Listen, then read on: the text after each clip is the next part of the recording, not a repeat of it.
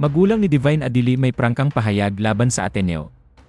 Pero bago ang lahat, kung ikaw ay bago sa aking channel, huwag kalimutan na mag-subscribe at i-click ang notification bell for more trending news.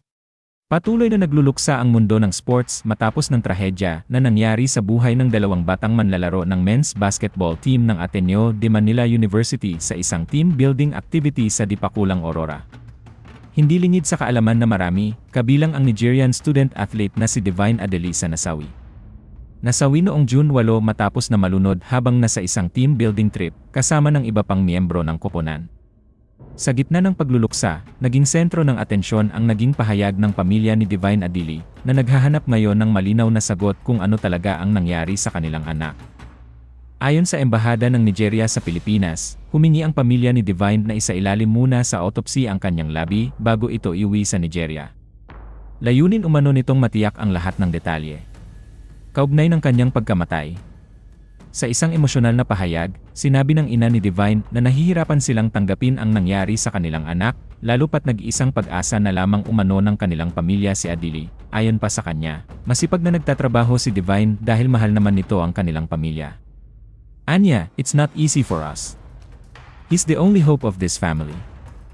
He's our hope. He's too hardworking. He loves his family. Hindi rin inaitago ng ina ni Divine ang kanyang panawagan sa gobyerno ng Pilipinas.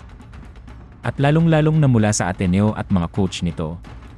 Iginiit niya na hindi raw kasi pare-pareho ang lumalabas na kwento tungkol sa tunay dahilan ng pagpanaw ng kanyang anak.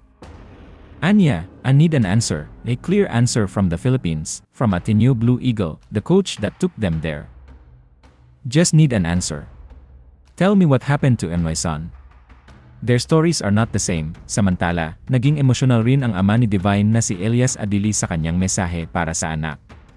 Ayon sa kanya, malaking kawalan para sa kanilang pamilya ang pagpanaw ng binata, na nagsumikap hindi lamang para sa sarili, kundi para rin sa kanyang mga mahal sa buhay.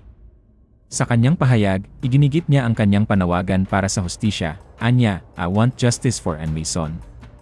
Dagdag pa niya, ibinigay umano ni Divine ang lahat para sa Ateneo at para sa larangan ng basketball, dahilan upang lalo sila masaktan sa nangyari.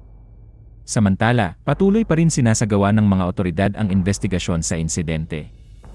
Nauna nang sinabi ng pulisya na wala silang nakikita foul play at ituturing nila itong isang aksidente.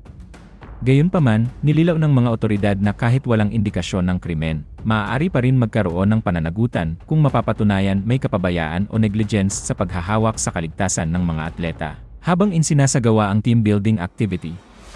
Dahil dito, maraming mata ngayon ay nakatutok sa magiging resulta ng mga investigasyon, at kung may mga taong mananagot sa nangyaring trahedya. Sa ngayon, nananatiling naghahanap ng mga sagot ang pamilya ni Divine Adili, habang patuloy din nilang ipinagdadalamhati ang pagkawala ng isang anak na ituturing nilang pag-asa ng kanilang pamilya.